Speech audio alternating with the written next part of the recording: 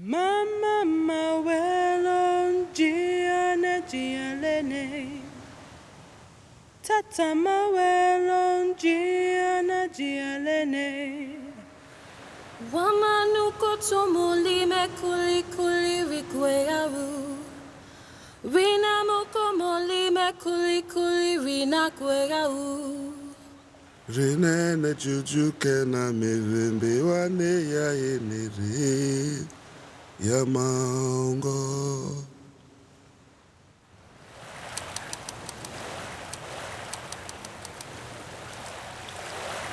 Today, I drown in my sleep, here in exile, while strangers build thrones on my father's grave.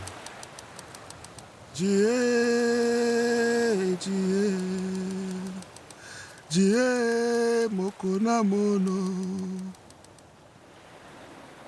This is not a poem,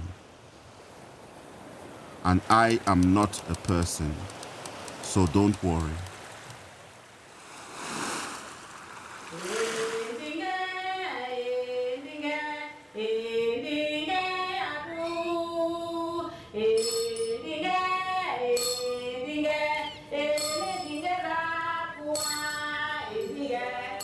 Consider this. You are many people in one. A father, a mother, a daughter, a son, rounded by all you have seen, the sum of all you have done. I grew up in Cameroon, where on the wall of my mother's living room, a gecko waited patiently for the moth. How my spirit craved to sit on top of a hill. My mother warned me. My father, he warned me. They said, when you reach the top of the hill, do not sigh. Do not show any signs of tiredness. On top of the hill, I sighed. I took a deep breath. I was tired. That was when I saw Jukuke and his friend Mevomba, who took me away. I was weak. I was a boy, my bones soft. The judge banged his gavel and shouted, Mankama, Mankama, exile, exile.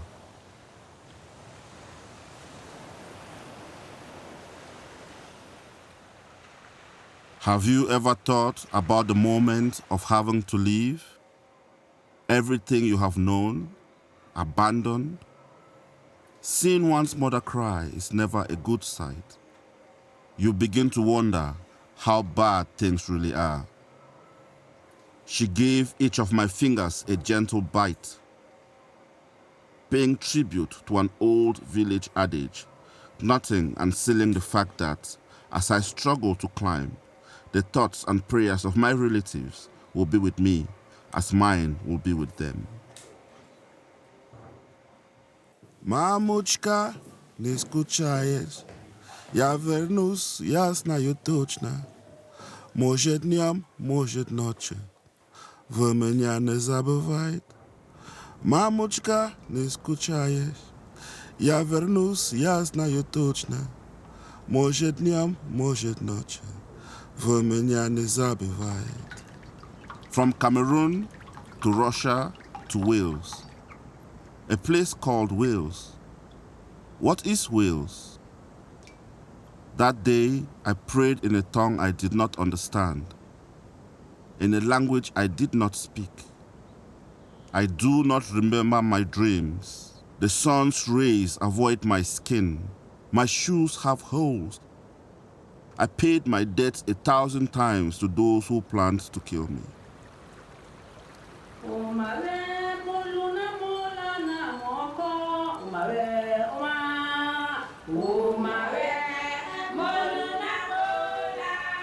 Welcome. Can you prove you are destitute?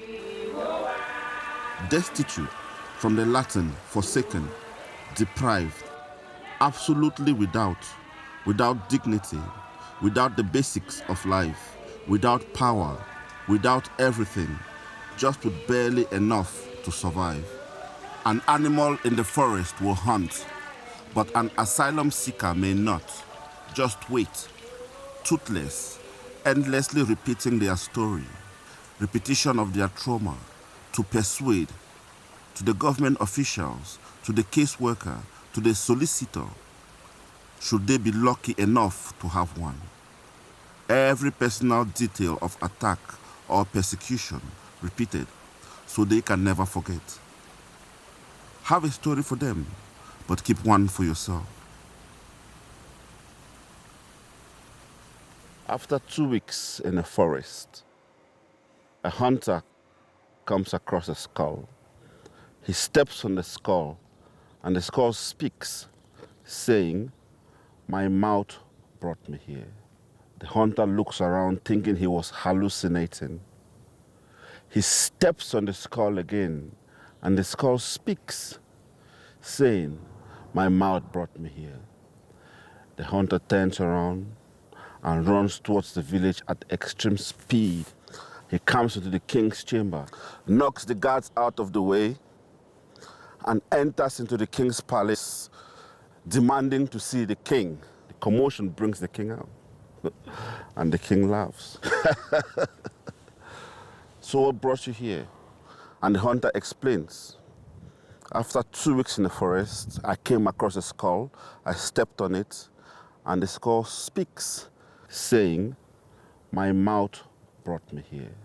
Now, it's a taboo to tell lies in this society. The consequences of telling lies is decapitation. So you are telling me that after 2 weeks in the forest, you came across a skull, and you stepped on the skull, and the skull spoke, saying, "My mouth brought me here." The hunter insisted, yes, he saw the skull. So the king gathers his hunters, some guards, some guns, some bow and arrows, and together with the hunter, they return into the forest. And lo and behold, they came across the skull. The hunter steps on the skull. Silence. He steps on the skull again. Complete silence. He steps on it for the third time, the fourth time, nothing happens. The king got agitated. He pulls out a sword and decapitates the hunter. His head was placed next to the previous head. In the middle of the night, when all was quiet, the first head turns and looks at the hunter's head and says, "You see, I told you, my mouth brought me here."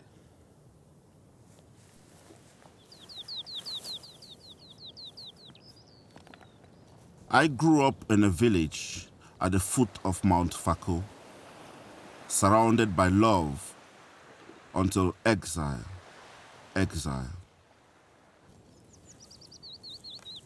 But the memory of love makes exile bearable. And when I landed in Wales on colonial winds, I was welcomed. And now I have spent half of my time on this earth as a stranger in a strange country. I discovered a hybrid state, colonial in its way, like Cameroon, where first the Portuguese dipped a toe, and then the Germans, English, and French reached out their grasp.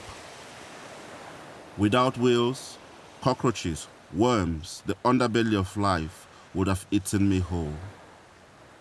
Now, I can never engage in a conversation about belonging without speaking about my new roots in Wales. Wales gave me back my name and voice, and thanks to it, my mother no longer cries at night.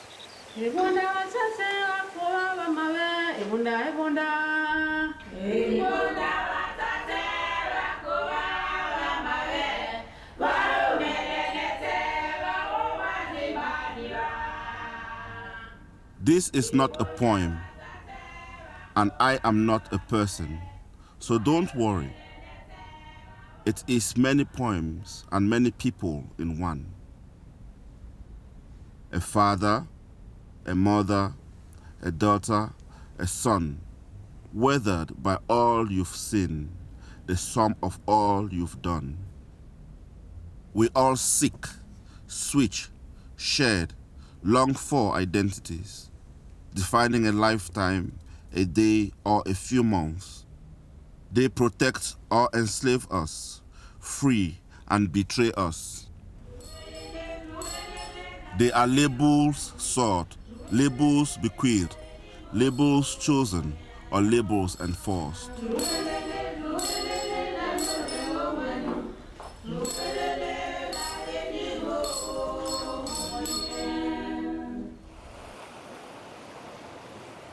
In some societies, silence is gold, talking is silver. In some societies, you can survive a fall from a 9-story building, but die from answering a simple question, yes or no. A punch takes you to the floor. It is painful, but at least you feel. Even a prison cell is somewhere. The news. It says we have taken your jobs, your homes, your history, as if we are an enemy. I don't have a face, if that's all I am. Feeling sorry for me with vouchers as in child's play. Buying food in a supermarket where witnesses point a finger. Clarify intent, teach truth in history. Then they may not laugh at me. When a stranger comes to your home, should they feel ashamed? Heaven is such a beautiful word. Would you put your arms around the dead child on the beach if you could? Or turn away, the salt air still in your senses? Rolling a wind by. Rolling a wind by.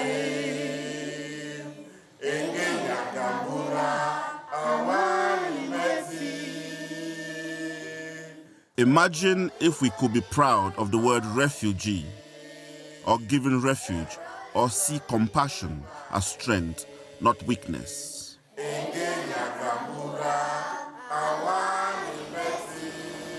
Mon maman est française, mais j'habite à Cardiff. I'm half Irish and half Welsh. My parents are from India, but my home is in Wales. Ako ang Pinoy. Meu papa était Jestem z Polski, I am ale Welsh.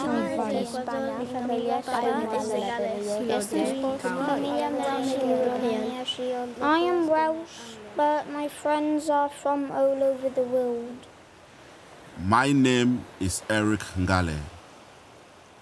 I am a Bakweri boy. But although half my placenta is buried in the shadows of Mount Cameroon, I now belong to Wales.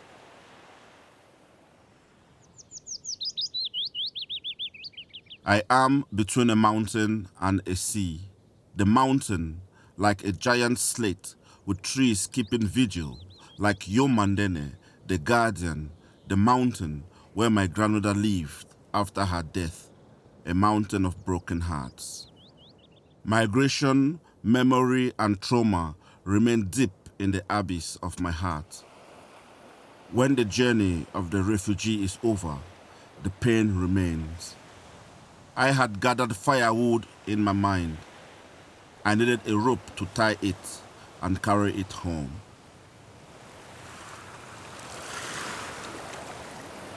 I found my place in poetry. When I first heard a great poet in school, he said, "Ngalle, jump." And I jumped so high, I didn't come down for days. It has taken me 16 years, and I still have not finished writing my own last memory of the streets that first formed me. I have been back to Cameroon and my village, where there are neither street names nor signs, and where all the men are dead, where the Juju man reigns and all death is witchcraft. In Cameroon, our mothers are our fathers. The jackfruit tree whose shadow darkened my mother's kitchen is no longer there, but the country stands divided on old colonial lines, and anger boils. When two elephants fight, it is the grass that suffers. Grass is dying in Cameroon.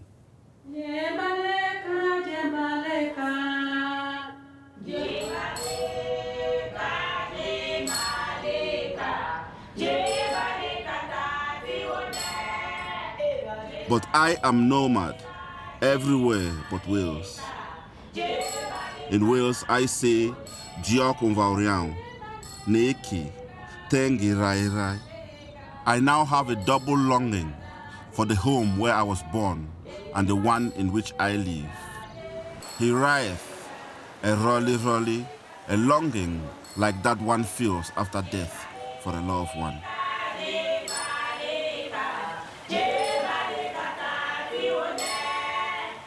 Still, sometimes, I plead with passing birds to carry me to you.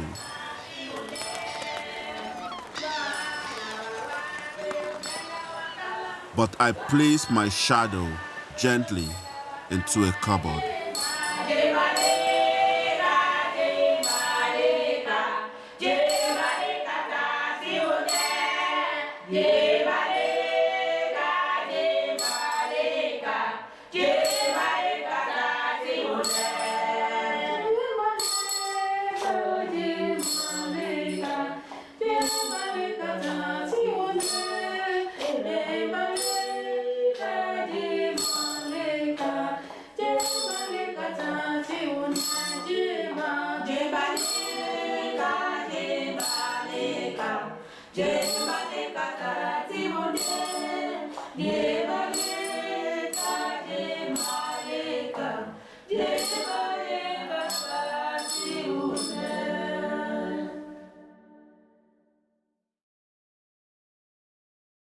Hi, and welcome to Journeys into Film as part of Journeys Festival International 2020. My name is Ruby Martin, and I'm the film programmer at Artreach. I hope you enjoyed the film. Please stay tuned for my interview with writer and poet Eric Ngalle Charles that delves into the inspiration and themes behind the film. The first question was, what was the initial process of making this film? How did you start? Well, I thought I spoke with Greg and I said to him, listen, I have a portfolio of work. This is what I've done so far. And we needed to do something in terms of the poetry. And it was Greg's idea that, okay, maybe we should do a hymn of tolerance. I think this was coming out at the time when the Brexit debate was heating up. Yeah. And yeah, I wanted to do something positive. That was not just a fight back, but to water down this kind of hostility that was in the air. And this is how the piece came to be. This is not a poem came to be. So we put our heads together, and Greg has a collection of my work. So he had to sieve through one piece of work at a time to come with this combination. Okay. So this is not a single poem, it's an extract from different pieces of writing that we put together. It flows, and if it isn't just one, because another question I had was, why did you decide to make this one a film rather than, say, a poem or a play or anything else?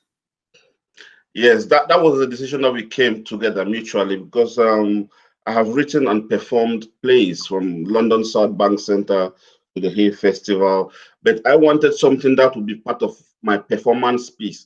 So this is not a poem, it's only approximately 16 minutes. Yeah. But pre-corona, when we were touring it altogether is a 1 hour package. Oh, okay.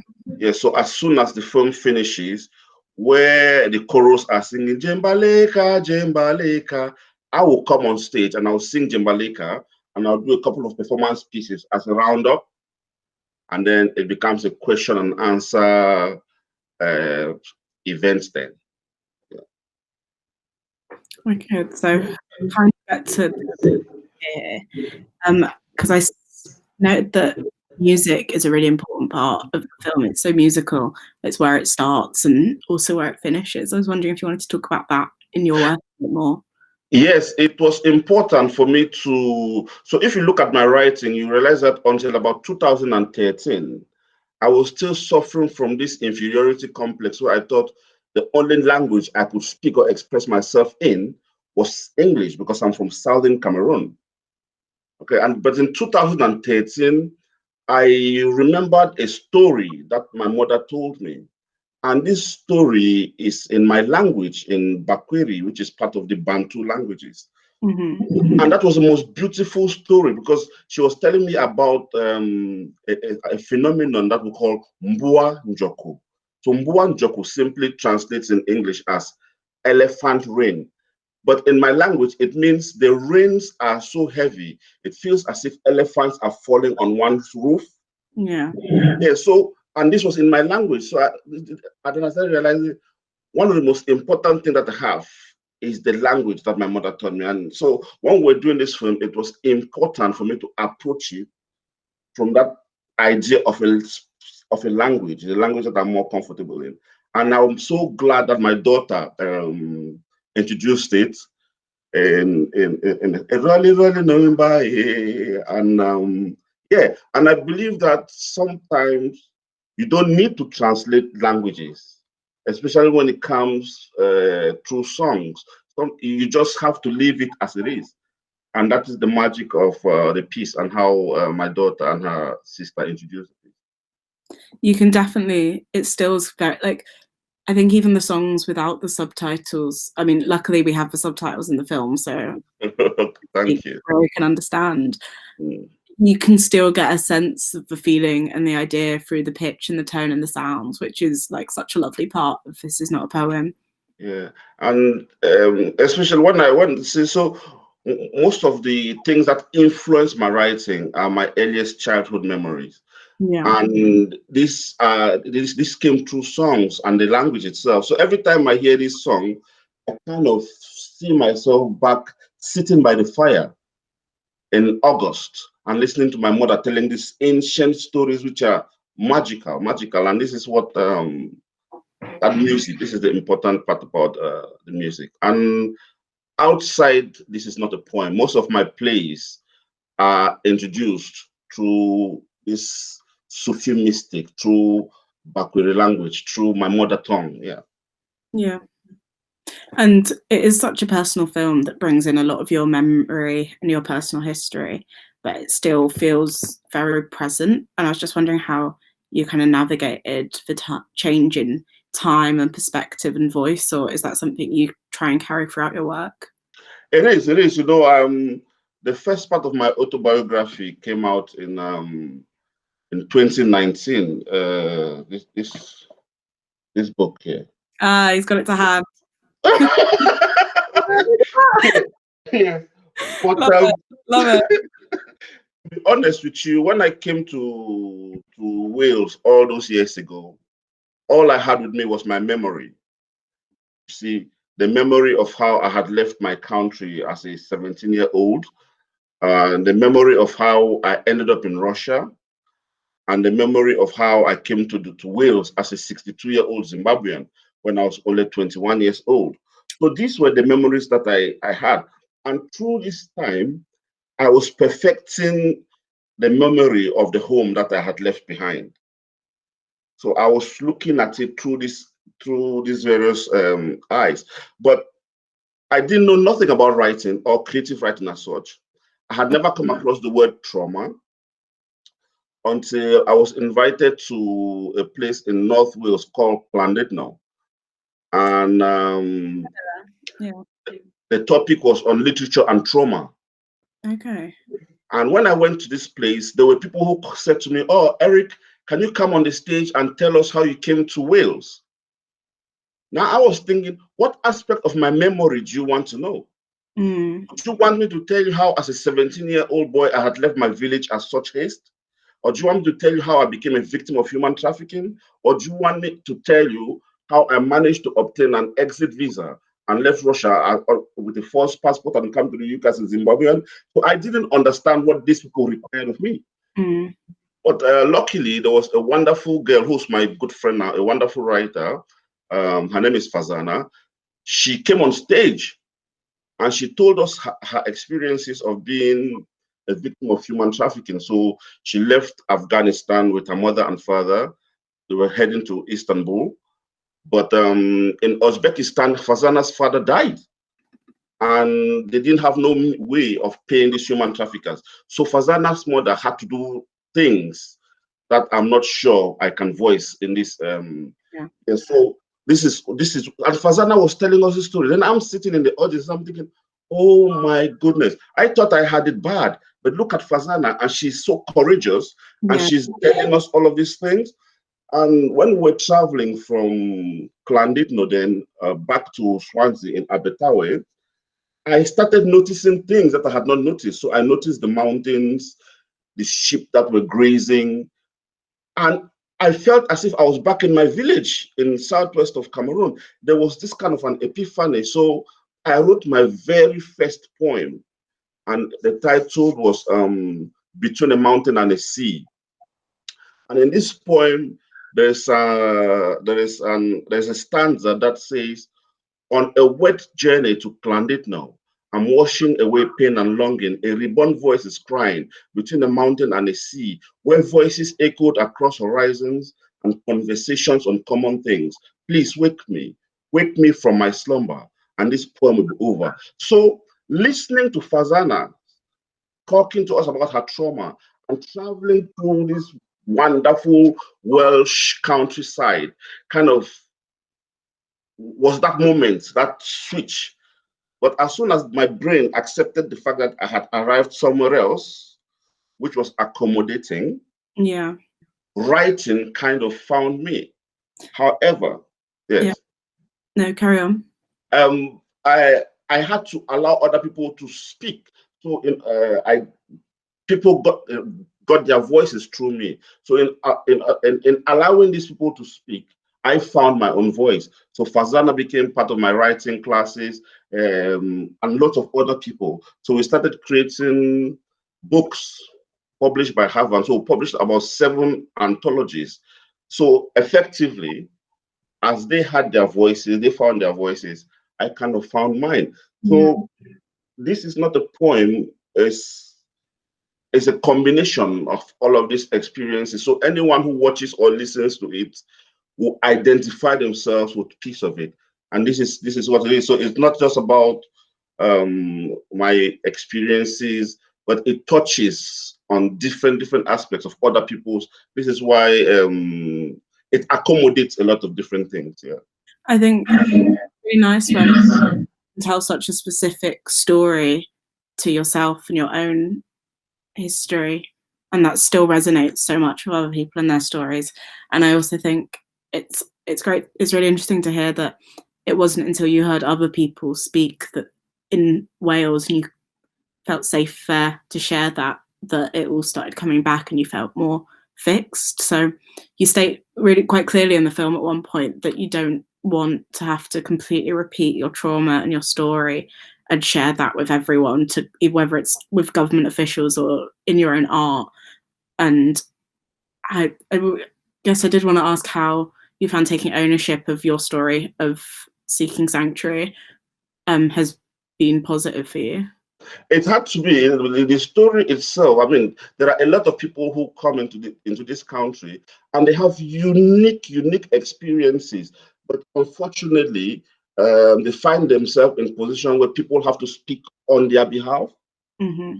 So in this confusion, then you kind of lost your voice. But I was happy that at a very early stage, I realized that my story itself was so powerful. I was the only one who could tell it, you know. But I couldn't do it myself. I had to be amongst people who had similar experiences with me. We engaged in creative activities, in creative workshops, and collectively were able to share, or kind of Wales gave us a platform. Wales gave us back our voices. Wales gave us back our identity. And this is why I always say, regardless of politics, poetry and creative writing, we are cultural ambassadors. But I was lucky that the people that I first met were kind of my guides. They kind of molded me, and they realized the powerful nature of the story that one was telling, and there were no distractions, and they helped me, and in helping me, we turned out to have helped a lot of other people. Definitely. And so then how did you go about finding like the funding and the support for making This Is Not a Poem? You won't believe, when I was doing, for most of my work, I self-funded. No, it wasn't until about 2016 that someone told me about the Arts Council for Wales and the Arts Council for Wales. Yeah. Seriously. Because there are certain things that people do which are not motivated by money, but at least you have to make ends meet and meet certain costs. So I had never gone to the Wales Arts Council, but the Wales Arts Council had heard of my work. Yes, so seriously. So when I went to them for help, the doors were open. But the one thing that did it for me is that in 2017, the Arts Council of Wales offered me one of the highest offers you can give to an individual artist. So they gave me the Creative Wales Award in terms of monetary value. So this was 2017. So in 2018, then we submitted an application, Greg and I, to the Arts Council of Wales, telling them, okay, we wanted to do this project. This is not a poem. As it says, this is not a poem, but it's a collection of poems. Yeah. And the Arts Council normally will not sponsor something to do with music specifically, because they have, or films, because they have Film Camry that will do something like this. But the application form itself was powerful, and we had collaborations from Dylan Thomas Center, who were our collaborative partners, Greg Lewis, who was the director, and myself. So yes, Arts Council of Wales funded This Is Not a Poem. Okay, and did you enjoy then filmmaking? Because it is, I found it to be more of maybe an artist's film or music video, not music video. That's wrong. Sorry. It's musical. It's not. It's like more of an artist film than a narrative. Sure. Yes. Way. But do you think you'd be interested in translating some of your plays or stories into a more kind of straightforward narrative story, or do you think this fits more? Well, this fits with our objectives, because we wanted it to go to festivals, we wanted it to become a touring package. So for its purpose, for what we set up to do, it is achieving that. You know, when we were filming it in a place called Treoki, I wrote a poem that is just been published in this book. So I am fascinated by landscape. Yeah. So sometimes I get distracted. So sometimes Greg will tell me, "Oh, Eric, we are filming," but I'm so sucked in by what I see, I become part of this place. And so when we're in Treoki, in the other valleys, I didn't want to leave because it was so full of inspiration, so much so that after filming, I would tell Greg to go and I would just stay back, just to embrace this kind of creativity that kind of possessed me, so to speak. Yeah, the image of you where you're typing on the typewriter by the sea, I think is lovely. We've used it in a lot of the Journey's stuff. It's such a image. Was that made for This Is Not a Poem, or was that part of another project? No, that was made specifically for This Is Not a Poem. You know, Greg was joking with me. The running joke when we're sitting by the water is because I can't swim. So, okay. Yeah, so my argument is I can only swim in waters that have crocodiles. I think I'm the same, you know. Yeah. Just to get out. So when I said, okay, is there crocodile in the water? I said, no, I can't be bothered. I can't swim. Unless you need to, it's not happening. Exactly. I can't just be. So this was the running joke, and I was thinking to myself, you know, because Greg was saying, from where we were filming, if one were to swim straight, you end up in Cameroon. So wow. I don't know if this is true, but this is just the kind of banter that we're having. So while I'm there typing, I was making this conscious decision, okay, I'm just waiting for the waves now to come and carry me. Yeah, I'm going to Cameroon. Fantastic. Those are actually all of the questions that I have for you, Ngalle. Thank you so much for your time. Okay, thank you. Yeah.